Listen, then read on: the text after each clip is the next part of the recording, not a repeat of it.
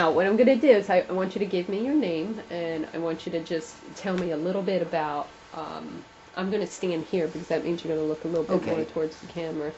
Tell me a little bit about, what you think may happen. So, your name? My name is Richard Neal Staples. I'm 46 years old. I live here, and we have a problem. The Navy is threatening to take our places away from us and make us have to move, and I don't want that to happen.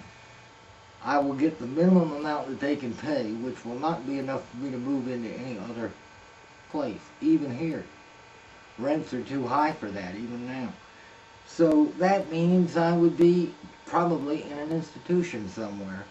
The nearest one of those that I could be in that would be for my condition is in Grafton, Virginia.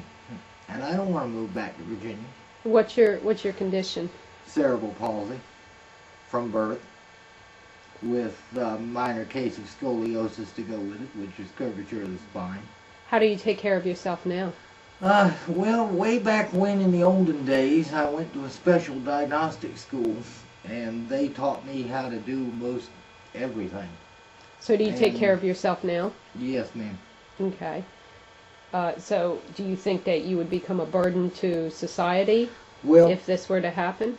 Well, I know that if they have to put me back into an institution, that I would no longer be the captain of my own destiny, as the old saying says. I would be able to do some things, but I wouldn't. What were you saying? Well, I was saying that everybody has probably heard my argument about how unfair this whole thing is, but that doesn't mean that we should be treated like foreigners in our own country by the Virginians, who made their own problem, if I can put it that way.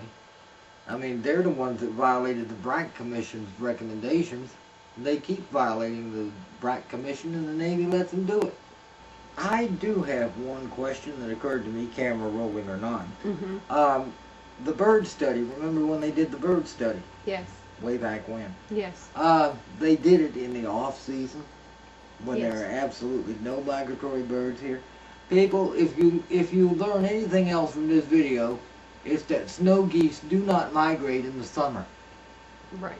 When they did the study, they migrate in January. They come back in March.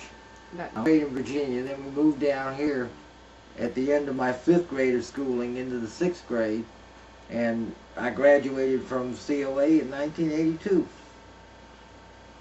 with an associate in applied science and computer programming. Oh, wonderful. Which did me absolutely no good, because the year after that they phased out my operating system and went to Windows, about which I knew nothing. So, what do you think we can do? well, everything I thought that I could do, I've either already tried and got no responses to, or because you yourself know that we have got no response from anybody. You know how many times we tried to get in touch with the TV stations, radio stations, nobody. But that's because we're so low on the totem pole, we don't really count for that much. If we were, I have a feeling that if there was a neighborhood here full of big contributors to one side or the other, somebody would be listening. I hate to say that, because it makes politicians sound like money grubbers. We all know they're not money grubbers. But really, I don't know of anything that we haven't already tried or already thought of in one way or another that just went over like a lead balloon as far as the politicians are concerned. Like I say, I've never been anti-military about anything, or, I wouldn't have his picture hanging on the wall up there. Okay, tell me a little bit about him before I... Well, the thing about him was he was born on January 26, 1947.